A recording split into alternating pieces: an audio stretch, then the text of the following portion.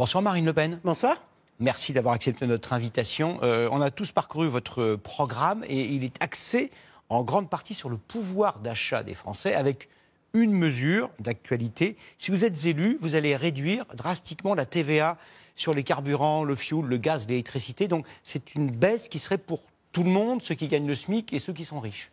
Oui, dès le mois de septembre, d'ailleurs, j'ai fait du pouvoir d'achat une priorité de ma campagne parce que j'avais rencontré les Français et j'avais bien compris la vive préoccupation qui était la leur. D'ailleurs, à l'époque, certains ironisaient. Et je l'ai dit, je m'y suis engagée. Je vais rendre aux Français entre 150 et 200 euros par mois et par ménage.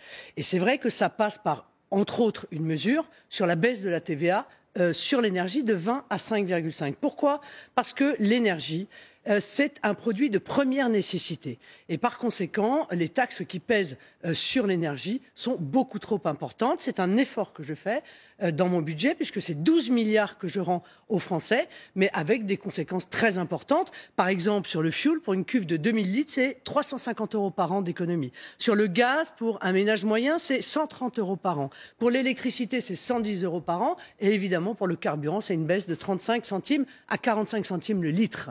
Vous voulez également baisser notablement le prix des péages d'autoroute en renationalisant toutes les sociétés privées. Donc il va falloir que vous rachetiez, que vous rompiez le contrat, que vous rachetiez. Ça va coûter 40 milliards d'euros.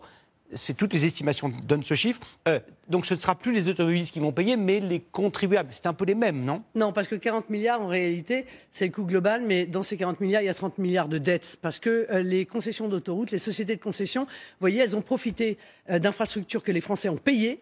Et à partir du moment où ça devenait rentable, eh bien, on a transféré ça au privé qui s'est fait énormément d'argent dessus. C'est très rentable, croyez-moi, et on va pouvoir baisser effectivement les péages de 15%. Mais la réalité, si vous voulez, c'est que moi j'ai construit ce projet pour rendre leur argent aux Français sur 3 leviers. Le premier levier, c'est la baisse des dépenses contraintes. Alors il y a la TVA sur l'énergie, il y a l'exonération par exemple de l'impôt sur le revenu pour les moins de 30 ans, il y a la demi-part que je restitue pour les veufs et les veuves, il y a la part fiscale pleine pour le deuxième enfant, ça va évidemment bénéficier aux familles, et puis il y a l'augmentation des revenus.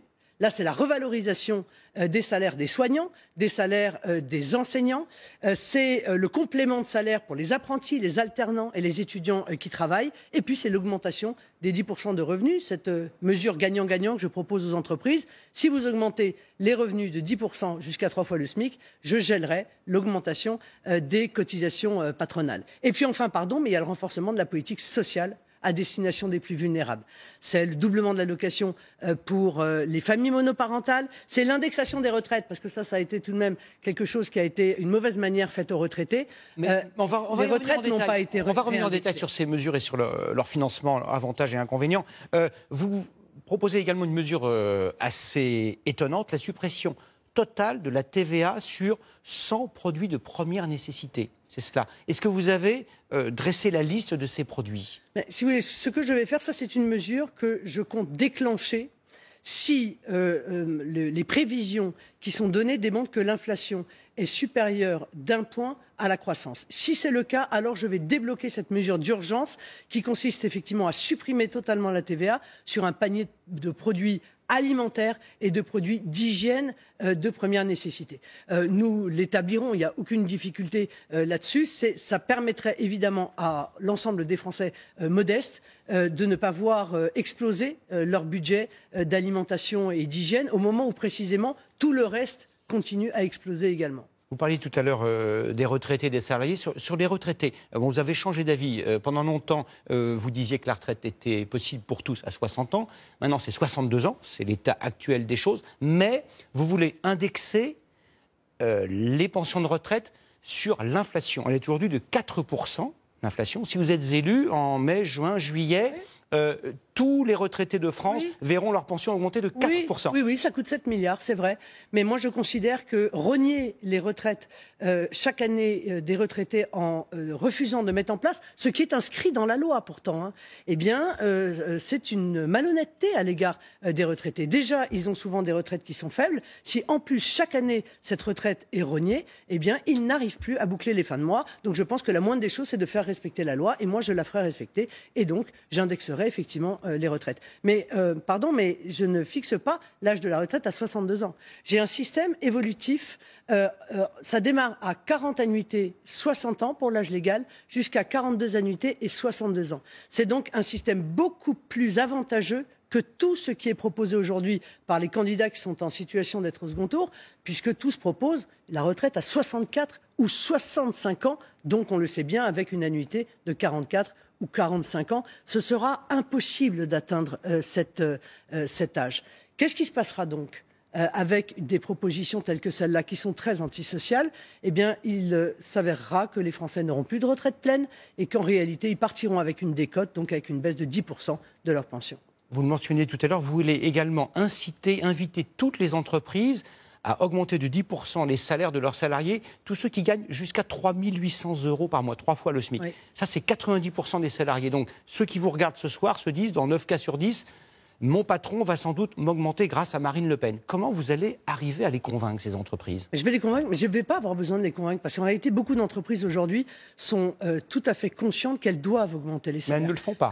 Mais elles ne le font pas parce que si elles augmentent les salaires, eh bien, le coût est trop important, précisément parce qu'il y a l'augmentation des salaires plus l'augmentation des charges. Et je viens leur dire, augmentez les salaires de 10%, et moi, je gèlerai l'augmentation subséquente des charges patronales. Oui, c'est une incitation forte, mais ça va permettre aux entreprises qui, dans beaucoup de cas, le souhaitent, de pouvoir procéder à cette augmentation en tenant compte aussi des salaires des classes moyennes. Parce que souvent, les mesures qui sont proposées le sont exclusivement pour les salaires qui sont très bas. Et les classes moyennes, en réalité, ne bénéficient jamais des dispositifs d'avantages salariaux. Je crois qu'elles doivent aussi pouvoir bénéficier, ces classes moyennes, de l'augmentation des salaires que je propose. Un mot du RSA. 2 autres candidats, parmi les 12, Valérie Pécresse et Emmanuel Macron, veulent conditionner le versement du RSA à ceux et à celles qui travailleront ou qui se formeront ou qui seront en apprentissage au moins 15 à 20 heures par semaine. Vous dites non, il ne faut pas faire ça. Non, c'est pas ce que je dis. Je dis que les gens qui touchent le RSA soient formés et soient accompagnés. Je pense que tout le monde est d'accord avec ça, mais d'ailleurs, c'est déjà la loi. Sauf que Emmanuel Macron propose une mesure. J'ai entendu 4 ministres dire 4 choses différentes. Alors, l'un a parlé de formation, l'autre a parlé de TIG, c'est-à-dire de travail d'intérêt général, ce qui est juste une peine pénale, hein. Bon, le troisième a expliqué qu'ils allaient travailler pour 6 € de l'heure, ce qui est juste à peu près au-dessus quand même de l'esclavage, vous voyez. Et enfin, ils nous ont expliqué, un quatrième nous a expliqué que ce serait un RSA où on travaillerait, mais on aurait également un complément pour aller jusqu'au SMIC. Donc en fait, celui qui aura le RSA et qui travaillera à mi-temps gagnera autant que celui qui est au SMIC et qui travaille à plein temps. Donc je pense que cette mesure n'est pas préparé. Donc le statu quo reste tel qu'il est si vous êtes président. Non, on ne change rien au RSA. Mais ce qu'on va faire, c'est trouver de l'emploi à ceux qui sont au RSA. Et ça passe par un changement, une réforme de la formation, une réforme du fonctionnement de Pôle emploi, et puis avec une modification de l'économie française qui lui permette à nouveau de créer de la richesse. Un point un peu obscur dans votre programme. Est-ce que le RSA sera réservé aux seuls citoyens français? Le RSA sera réservé, comme l'ensemble des prestations de solidarité. Nous ne sommes pas là dans des prestations contributives ni assurantielles, hein. Ce sont des prestations de solidarité, seront réservées aux Français et aux étrangers qui démontrent 5 ans d'équivalent temps plein en France, c'est-à-dire qu'ils ont travaillé pendant 5 ans équivalent temps plein. Tous les étrangers, européens, non européens. Alors, ils auront le droit au RSA, aux APL et aux prestations de manière générale de solidarité. Mais les autres n'y auront pas droit parce que la solidarité nationale, quand elle devient mondiale, quand il n'y a aucun critère, eh bien en réalité, elle meurt. Et je ne souhaite pas que la solidarité nationale disparaisse parce que beaucoup de nos compatriotes comptent dessus. Et vous dites qu'en gérant plus drastiquement l'immigration, vous allez économiser 16 milliards d'euros par an. Oui. Comment allez-vous vous y prendre? Vous allez réduire l'immigration? Vous allez réduire les prestations, comme vous venez de le dire? Oui, bien sûr. Je vais réserver un certain nombre, par exemple, de prestations, comme les allocations familiales. Je les réserverai, pour le coup, exclusivement aux Français.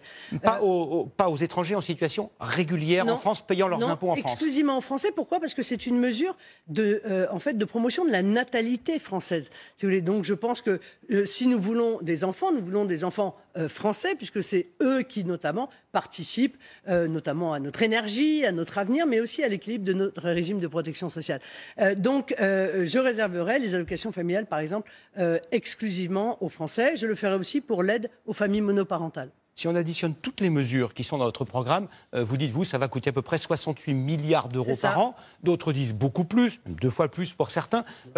Pour préciser les choses, vous n'augmentez pas les impôts, vous réduisez la dette de la France. Comment parvenez-vous à faire cela, à résoudre cette équation ? Sur 5 ans, objectivement, il sera difficile, avec les 600 milliards d'euros de dette qu'Emmanuel Macron nous a laissé sur les 5 ans, de réduire la dette. Mais je la stabiliserai. Et c'est déjà extrêmement bien parce qu'à chaque quinquennat, cette dette s'est alourdie dans des proportions qui sont spectaculaires. Vous mettrez fin à cette spirale-là. Marine Le Pen, présidente, n'augmentera pas la dette. Exactement. Je mettrai fin à cette spirale et je n'augmenterai pas les impôts. C'est la raison pour laquelle j'ai présenté un projet qui est totalement à l'équilibre. C'est-à-dire que les dépenses que je prévois, qui sont dans leur immense majorité effectivement des dépenses pour répondre aux problèmes du pouvoir d'achat, mais aussi pour la sécurité et pour la santé, seront compensées par des recettes que j'ai décrites de manière extrêmement claire. Pour être crédible, il y a quelques mois, vous aviez dit que votre programme, vous le feriez avaliser, valider par un cabinet d'audit indépendant.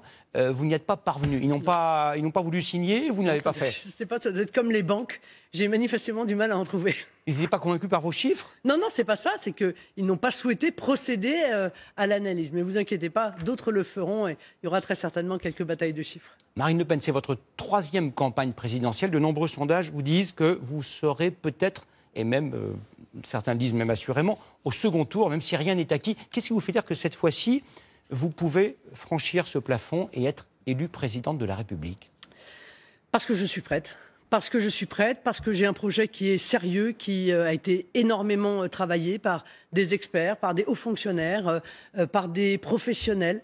Parce que je crois que les Français me reconnaissent comme la candidate capable de faire face aux enjeux considérables qui sont ceux de notre pays, qui sont la souveraineté alimentaire, la souveraineté énergétique, la souveraineté industrielle, la maîtrise de nos frontières et le retour de la sécurité. Parce qu'on ne peut pas vivre heureux si on n'arrive pas à rétablir la sécurité dans notre pays. Merci Marine Le Pen d'avoir accepté notre invitation